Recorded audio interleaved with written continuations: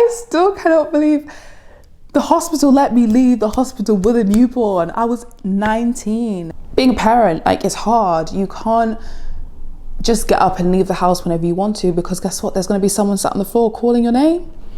You can't do it. I do think in university, I haven't said this out loud before, so very weird for me, but I do think in university I did become a bit of an alcoholic.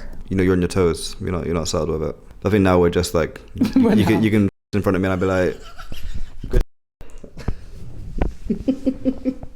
Hello everyone and welcome back to my channel. It's your girl Jessiara, and in today's video we are coming to you with a new series.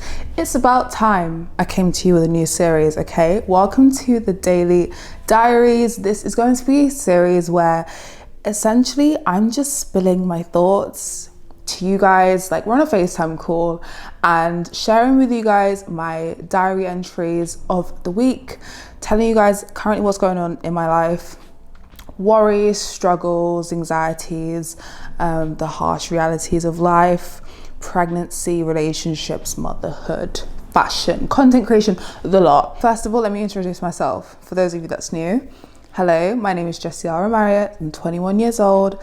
I'm a mother and I'm currently pregnant with my second child.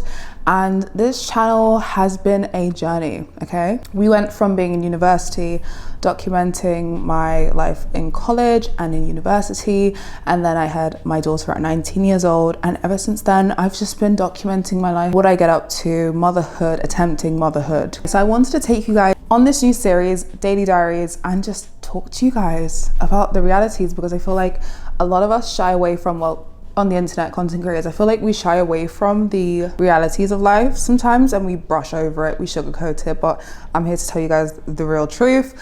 And in today's first episode, I want to tell you guys and talk to you guys about pregnancy and motherhood, how that journey's been for me, my worries, my excitements, and then with that, relationships, friendships, family, and how I feel being a mum of two, which is, I can't even say that out loud without being like, you know, wants to scream. Sit back, relax, grab yourself a drink, grab yourself a snack, and I'm excited to talk with you guys. So let's just rewind. Let's have a backstory if you haven't been here before. So I went to university in Manchester and I partied and drank a lot. Oh, do I want to talk about this so early on? Like, we just started and here I am getting deep already. Okay, trigger warning, because I don't just want to jump into it without giving you a trigger warning if this does bother you. I will leave on the screen more information without me saying it, but it's very hard for me to come to terms with because it's something me and my partner Corey were talking about a few days ago. I moved away from home for the first time. I was really excited to move to a new city and to make new friends and to start university, to start my course. And I moved, I think 2 weeks earlier than I needed to because I just wanted to explore the city. I wanted to make friends. I didn't want to move and then start my classes straight away. When I moved, I partied a lot and I drank a lot. And that was comfort for me. That was comfortable for me, drinking and partying. After a while, I became so reliant on being drunk to have fun to the point where it got dangerous. And I do think in university, I haven't said this out loud before, so very weird for me, but I do think in university I did become a bit of an alcoholic. It's something I've admitted to family, it's something I've admitted to friends, but I never really sat and thought about it like I am now, so that's kind of why I'm just a bit like, oh my God. I struggled a lot in university with drinking and friends and partying, because like I said, I relied on drinking to have fun.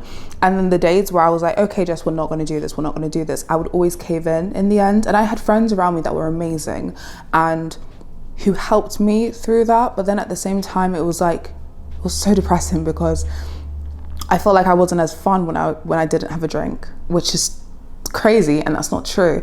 So if you're in uni, if you're about to go into uni, if you've been in uni, I would love to hear your thoughts. You do not need to have a drink to have fun. You don't need to have a drink to be fun. Like, you just have to be yourself. And it took me a while to understand that.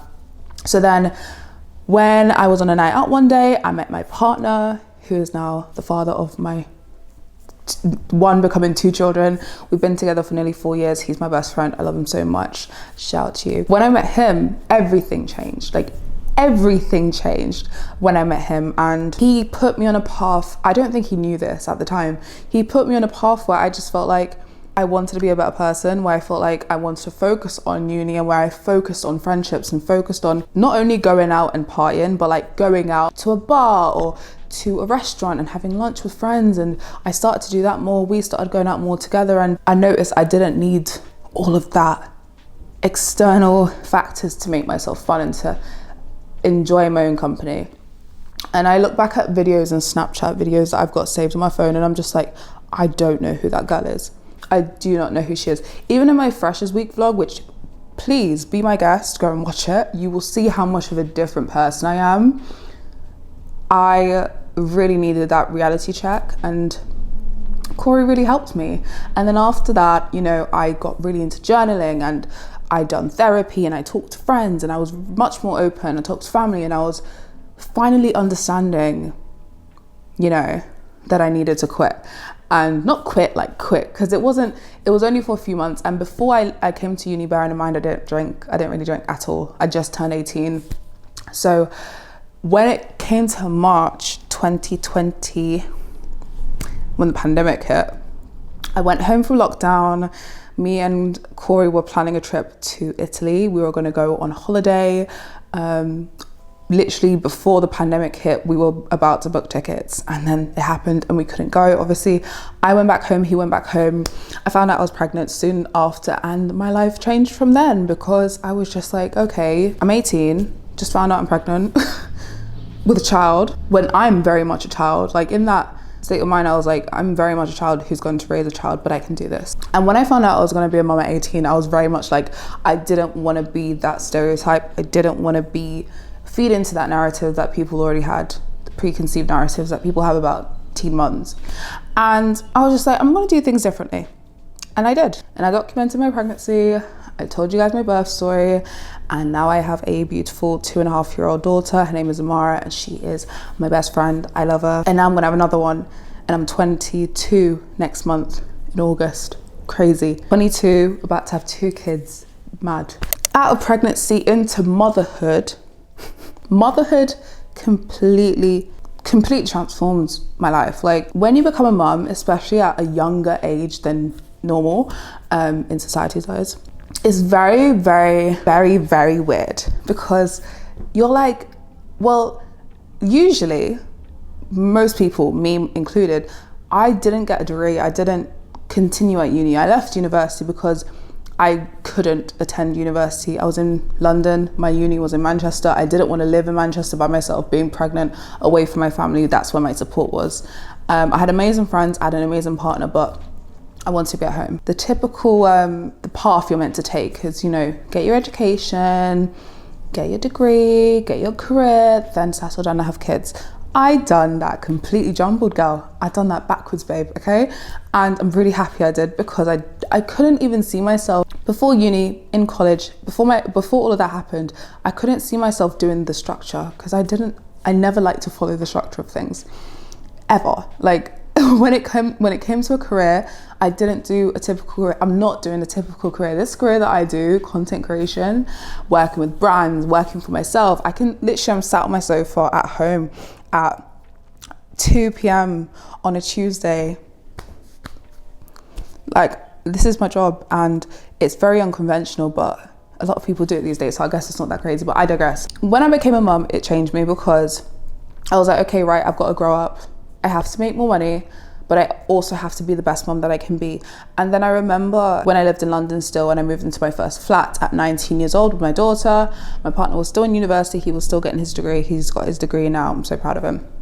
It was me and my daughter, and I remember trying so hard to be that perfect mum, but then also be the perfect content creator. So if you follow me around that time, you can even go back and check it out.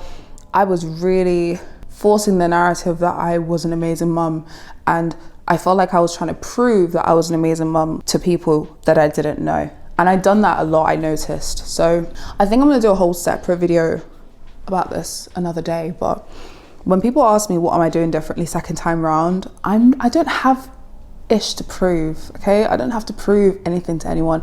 I don't have to prove that I'm the best mom. I don't have to prove that I'm the best content creator. And I wish I could go back and tell myself that, because I stressed myself out, like borderline getting grey hairs, eye bags, Gucci bags. I was tired, not only from raising a child, but from trying to conform to other people's wants and other people's needs and other people's expectations of myself. Like, it was draining. It was so draining. And in the moment, I think people watched me and they were like, you have it so figured out. You're only 19. You have it so figured out. Babe, I didn't. I was forcing it. I was hiding the fact that I was terrified that if I slipped up on the internet, someone would call me out. I was terrified that if I done one wrong thing or done a routine that people didn't agree with, and that other mums would come and mum shame me and report me and my child would get taken away. Like, I was paranoid. I got so paranoid to the point where I was just like, I can't go outside, because I felt like people were staring at me, and people did stare at me because, you know, I do look younger. So at that point, when I was raising my daughter and she was like 8 months old, nearly 1 year old, at that point, I was just like, I cannot do this. I can't do this. I can't do this anymore. I can't do this anymore. And now she's 2.5. I don't do the mummy stuff anymore, really. And that's mainly because I can't be asked for other opinions and other thoughts. Like, more than happy for you to give me feedback. Like, if I say, oh, can you recommend me a good toy that she would like for her age or something, of course, let me know. I would love to hear that, because I love to talk to other mums. I love to hear their stories. I love to hear what helped them, because we're all in this together. Like, motherhood is not, there's no manual for motherhood.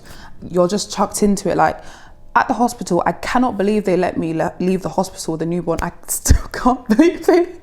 I still cannot believe the hospital let me leave the hospital with a newborn. I was 19. I didn't know what I was doing. I was a baby myself, and they let me leave the hospital with a full-on newborn to raise and to feed and to teach things when I was just about learning things myself. Like, that's hilarious to me. That's hilarious. Like, yeah, at a certain point after my daughter turned like 2, even before that, 1.5, I was just like, I can't be asked.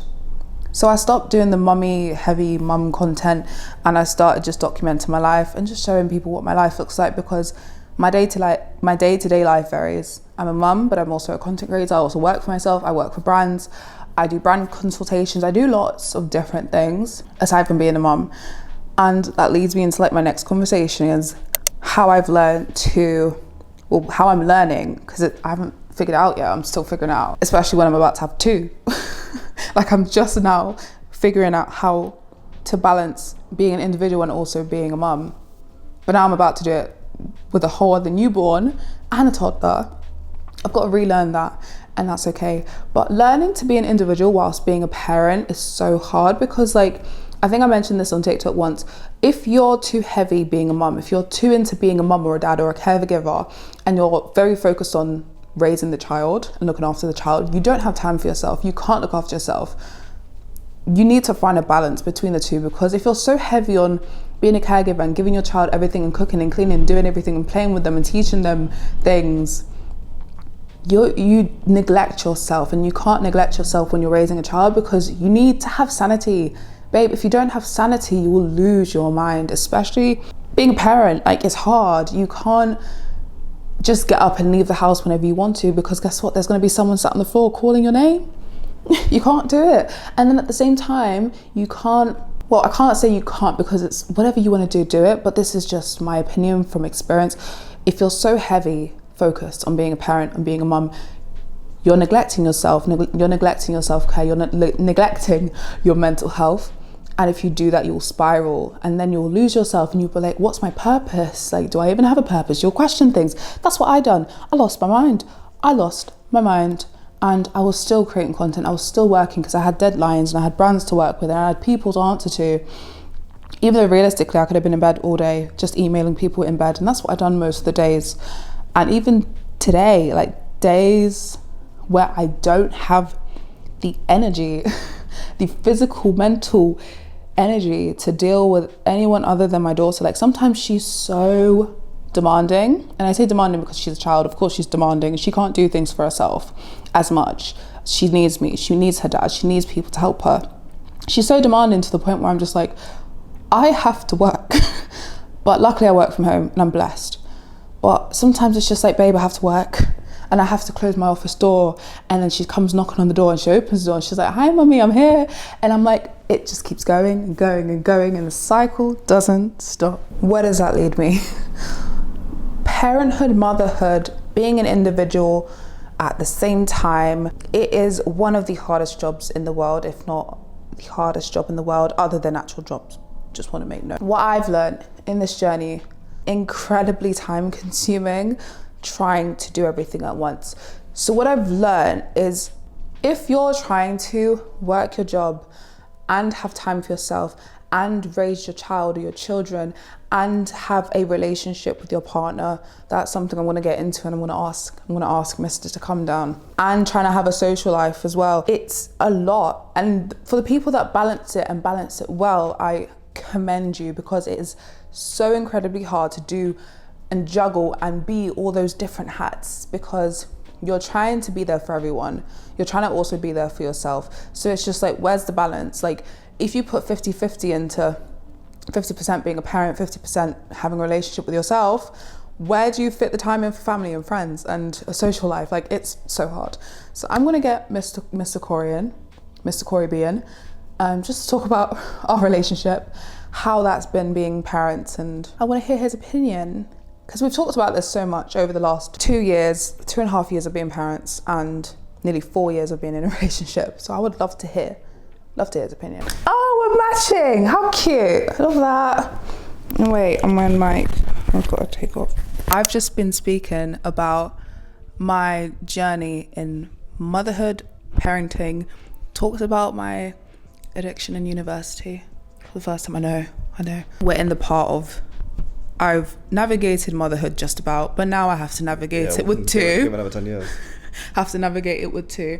How do you think our relationship has changed, blossomed, benefited, difficulties, transformativeness? How has that been for you? Having baby just puts you on back burner. Because like, we've not been out in how long by ourselves. I think they've got a routine. You just throw something. I don't ask you questions. So in the beginning, before being parents, before becoming parents, just us being in a relationship, how was our relationship, and how do you think that has changed, minus having kids? More sporadic, but that was just because obviously we went live with each other. So we saw each other, we did whatever, went back separately. Yeah, it just ties you down, does not tie you down, but like, you're obviously don't have the freedom just to run out and even go to the shops. So our relationship as before we became parents, how was that and how is it now? I think it was good. It was more so just like a newlywed phase. Where it's just honeymoon phase. No, it's just like whenever you saw each other, you got butterflies. Like the nervousness of it. I think it's nice to experience, because it means you're not, you're on your toes. You're not settled with it. I think now we're just like, you can in front of me and I'd be like, good. You would have been playing music and spraying perfumes. Banging the doors. Sending candles lit everywhere around you. The thing is, but it's nice to have the comfort of just being like, yeah, that's life. You're never coming on a video with me ever again. We've been together for nearly 4 years. It's ridiculous. That's absolutely ridiculous. I can't keep saying that with a straight face. That's mad. 4 years. 4 years together. 2.5 years as parents. Yeah, all in all, I am happy I had this conversation. We're going to be having this conversation every week. I feel like it would be a great...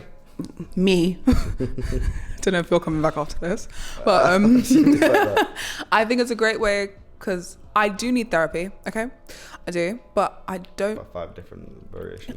I don't enjoy the typical means of therapy. So this is my therapy. This is what I like to talk, and I know it's like I said to Corey, every time I have a dilemma, I have an issue, I have a worry, whenever I write like it extensively how I'm feeling, at the end of the journal entry, I will always figure out the problem for myself. I will always solve it for myself. I will always have the answer, rather than going to someone else. Or if I keep asking myself questions, if I chat to myself, she's just chatting to herself, going, well, no, I can't do that. Oh yeah, yeah. Like What did you figure out? So I do love that about myself, because I've always, from a young age, I've always been able to sort my own problems out. I don't like to go to other people and have a problem, because I know I will sort it out for myself. So that's what the Daily Diaries on my channel is going to be about. Let me know if there's any topics you want me to talk about. I know people's going to want this man back, because people love this man. And yeah, thanks for joining. Thank you, Corey, for coming in last minute. If you guys have any questions, leave them down below. And if you're new, don't forget to subscribe, because I would love for my YouTube channel to grow so you guys can see me win, so I can give you guys more content. I'll see you guys next week. Bye. Is that your singing voice? No. What's that? Bye. Au revoir. Bye. Hasta la vista. Hasta luego. Buenos noches.